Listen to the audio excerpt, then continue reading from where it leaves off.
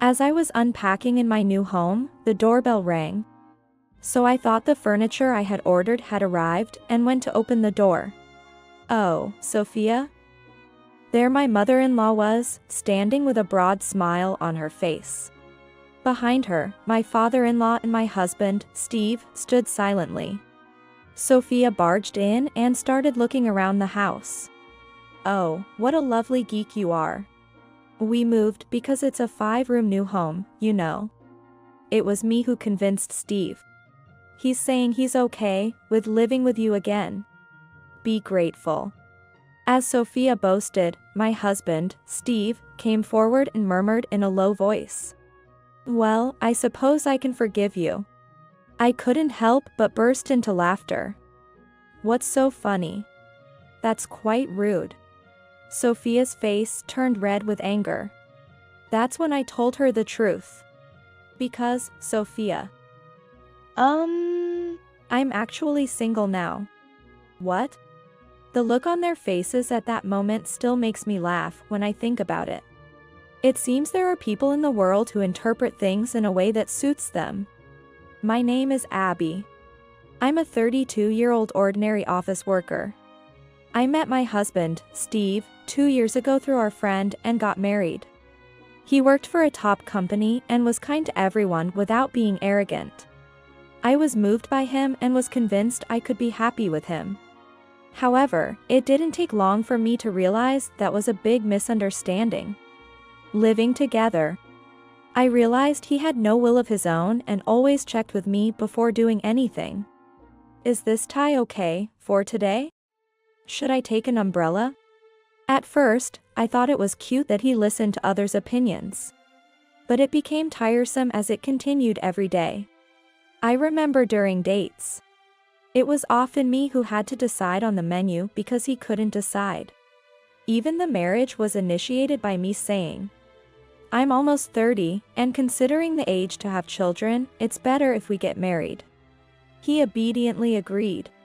It seemed he had never made decisions on his own, having been sent to many cram schools since childhood, and graduating from a private high school, and a university which did not require him to pass entrance exams.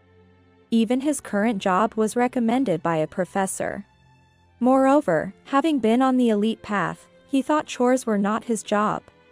And naturally, he didn't do any housework, only giving orders like, Abby, the light bulb is out. We're out of toilet paper. Then there were my in-laws. It seems they weren't financially well off and had struggled a lot to send their only son, Steve, to a private school. They would come to our house every week asking for money, saying, Steve, we're a bit short this month. Could you lend us about $300? Steve would give them money without any questions. It's good to take care of one's parents, but Steve didn't contribute to our household expenses at all.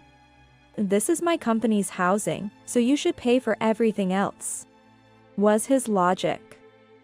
It's true that living in a 2-room apartment in LA for $200 rent is fortunate. But it's ridiculous to expect me to pay for everything else. No matter how much I protested, he refused to pay a penny. Despite being indecisive in daily life, he was firm on this point, which turned out to be instigated by his mother. I accidentally overheard Sophia advising Steve, if you spoil your wife, she'll get ahead of herself. Don't give her any extra money. Yeah, I understand, Mama. I'm doing it right. Moreover, Steve called her a mom in front of me, but Mama when they were alone. I had a suspicion that he might be a bit of a mama's boy. I began to wonder if this marriage was a mistake, but after consulting with my sister, who lived nearby and already had a family, she laughed it off, saying, well, the company he works for is top-notch, and he's not violent, right? So, you're probably well off. After all, men don't do housework, and they're all mama's boys. Thus, I convinced myself that it was all right. And I had a dream. Having lived in apartments all my life, owning a beautiful house was my dream. To achieve this, I had saved diligently from my 20s, foregoing trips and doing video editing side jobs in addition to my regular job. If I remained married to Steve, we could get a substantial mortgage. I told myself this and worked hard at my job, housework, and side jobs. Steve would often go out for entertainment on weekends. I used that time for my side jobs, and my savings grew steadily. The sudden visits from Sophia, who would criticize me for always playing on the computer and slacking off just because your husband is not around, became frequent. Annoyed by my non-compliance, she would often demean me, saying, "You should be grateful that someone like Steve, an elite, married you, who works at a third-rate company." Truthfully, my salary and side job income exceeded Steve's, but I kept quiet to avoid complications. It turned out that Steve's father had been laid off years ago and was only doing temporary jobs, barely working. Steve's parents lived in a small, old wooden apartment that could be demolished at any time. I visited once, and the state of their home was such that they had no right to complain about my housekeeping. Despite having time, Sophia seemed too lazy to work part-time. And there were days when Steve's parents would come over to eat the dinner I prepared. Sophia always had complaints whenever she opened her mouth, but I gradually got used to it and learned to ignore her words. I thought all my efforts were for the sake of fulfilling my dream of buying a house. Then, 2 years into the marriage, something very unfortunate happened. The couple I relied on mentally, my sister and her husband, died in a car accident. My sister and I were very close, and I used to visit her house often when I was single. While shocked, I hurriedly contacted Steve to attend the funeral together. But to my surprise, Steve said, "Why do I have to go? I'm busy entertaining my boss right now." "It's your family, right? You can go alone." Losing my dear sister and being treated like a stranger by my own family, I was deeply shocked. I thought marriage was about sharing both happiness and sorrow. But I felt a deep gap between Steve and me. Maybe this person isn't who I thought he was. With these troubling thoughts and the shock of losing my sister, I gradually neglected my household duties. When Sophia came to visit, she insensitively lectured me, noticing my negligence. "Abby, what's going on? The cleaning hasn't been done lately. Are you feeding Steve properly?" When I replied, "I'm sorry, I've had a lot going on. I'm just able to work right now," she cut me off. "Stop making excuses. The primary job of a housewife is to take care of her husband. Your third-rate company job doesn't matter." Finally, doing only the bare minimum of housework, Sophia lost her patience and declared, "I can no longer entrust Steve's care to you. Right?" Steve, when asked, just nodded and did not defend me. Steve's father, also present, looked at the messy room and said, "I didn't think you were such a wife. Steve, you should reconsider." Furthermore, Sophia showed me a divorce form with Steve's name on it and left it on the table. "We're ready to separate at any time. For now, look at this and reflect properly." Seeing that I didn't respond, they thought I was reflecting and left with triumphant faces, saying, "Well, Steve will stay with us for a while. Make sure the house is spotless." Alone, I finally calmed down. I realized I had been suppressing my feelings in the daily rush of work, housework, and taking care of Steve. I looked around the messy room, signed the divorce form with a "all right," and swiftly went to submit it to the city office. Feeling liberated after the clerk mechanically accepted it, I felt exhilarated. It was easier than I thought. I had always pretended not to be hurt by the harsh words of Sophia, but I finally acknowledged the pain I had been feeling. I went to a real estate agent with a lighter step. Fate has a way of working out. I found a house that perfectly matched my ideals. It was a lovely 5-room house with a warmth of wood and a high ceiling. The house, priced at $700,000, seemed to have waited for me due to the lack of buyers, making me feel a sense of destiny. I had saved $200,000 from my 20s and another $100,000 from my side job during the 2 years of marriage, totaling about $300,000 in savings. I made a phone call to discuss my future, and they were happy to assist. Thus, I managed to obtain my dream house while separating from my husband. I prepared for the move, submitted the divorce papers to his company, and remembered that one cannot live in the company housing without being married. The HR department told me the move-out date was in a month, allowing me to prepare at my leisure. During this time, I received no contact from Steve's family. They probably didn't care about me anymore. Feeling relieved, I sent my belongings to my new home and arranged for Steve's belongings to be delivered to his parents' house on the move-out day. I left the keys with the building manager.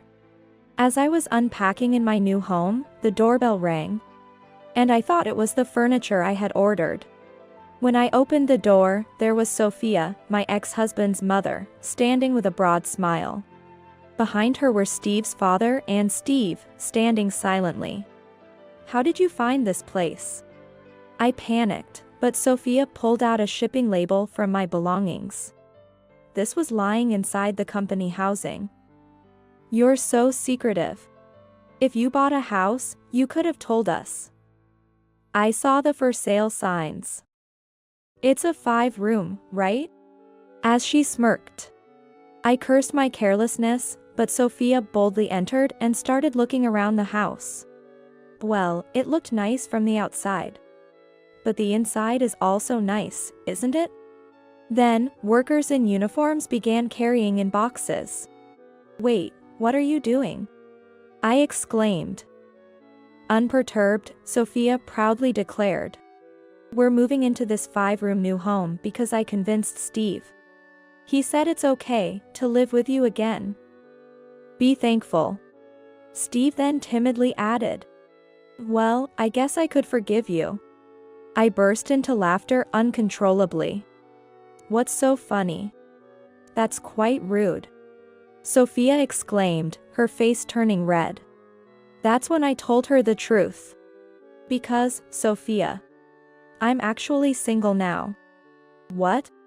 The look on their faces was so funny, dumbstruck. Trying to regain composure, Sophia blurted, "What are you saying, Abby? Have you lost your mind? There's no way you'd divorce Steve." "We're from a top company," I calmly replied. "Seems like the misunderstanding is on your side. You and Steve handed me the divorce papers. So I signed my name and filed them the other day, right?" This caused visible shock. "You really filed them?" "We didn't mean for that to happen," Steve stammered, and Steve's father yelled at me. "How could you file for divorce so easily? What were you thinking?" Sophia joined in. "Exactly, we never thought you'd actually go through with it. Go cancel it right now." I was astounded by their reaction. "But you said that I can't take care of Steve anymore. Then it was you two who took him away, right?" Steve's parents then looked away, nervously saying, "Well, that was. We thought it would make you reflect a bit." "Yes, it was all to give you some time to practice your household chores." I shook my head and cut to the chase. "What are you talking about? That was just so you could take Steve's salary for yourselves because you were short on money, wasn't it?" Caught by my accusation, they both choked up. Then Steve defended his parents. "How can you talk to my parents like that?" So I pointed out, "You just ran away to your parents' house because it's convenient not to do any chores, right? You hate dealing with troublesome things." He fell silent and looked down. Next, Sophia tried to calm the situation. "Abby, let's calm down. Marital spats are common. Don't make a big deal out of it. I interrupted her. You're the ones who made a big deal out of it. I was grieving my sister and still managed to work and do as much housework as possible. And you pushed me to the edge, demanding more work and more money. Suddenly, Steve stepped forward, boasting. It's only natural for a lower-class person to serve an elite like me. I was shocked to hear him reveal his true thoughts. Having always been led by others and appearing kind. At his core, Steve must have harbored strong pride from being treated as an elite from a young age. Believing he was different from ordinary people. Feeling no more attachment to him, I felt relieved and declared. I understand. I'll live with my fellow lower-class people. I can't live with you. Steve's parents gritted their teeth, glancing at the lovely 5-room house with resentment. Well, then. Steve deserves someone more suitable. We chose the wrong partner. As she said this, Steve's father panicked. No, our apartment is about to be demolished. We have nowhere to live. Sophia snapped. Be quiet. It'll be fine as long as we have Steve. He got a promotion last month. She hysterically exclaimed their excuses as she, her husband, and their son, along with the bewildered movers, finally left the house. Steve's father looked back at our house regretfully. Later, I heard from my friends that Steve was soon demoted because his only skill was flattering superiors. His incompetence became evident once he was in a managerial position, blaming others for his mistakes. He quickly became a target for layoffs but was transferred to a regional office instead of being fired outright. Frightened by the unfamiliar location, Steve quit, saying, I'd rather change jobs than go there.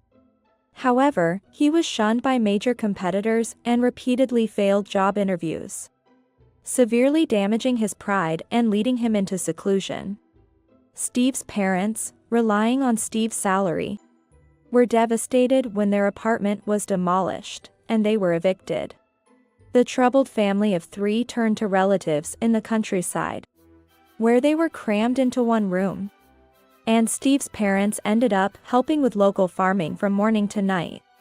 Despite their elite mindset, Steve was scolded by his parents for not working, which is a miserable life by any standard, but they brought it upon themselves.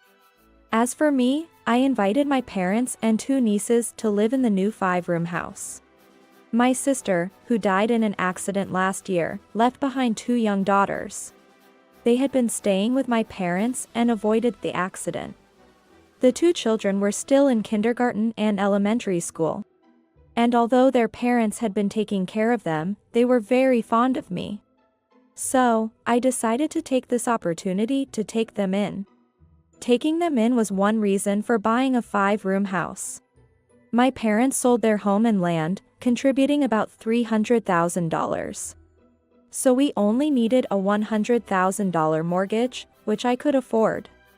The 2 nieces were delighted with the new house, excitedly claiming their rooms and planning where to put new desks for school. Suddenly having 2 daughters, I was financially comfortable thanks to my side job. My mother mainly took care of the housework, giving me more free time. I'm grateful for the opportunity to repay my parents while raising 2 adorable children. I couldn't help but feel relieved to have cut ties with that family. I plan to work hard for my parents and 2 nieces from now on.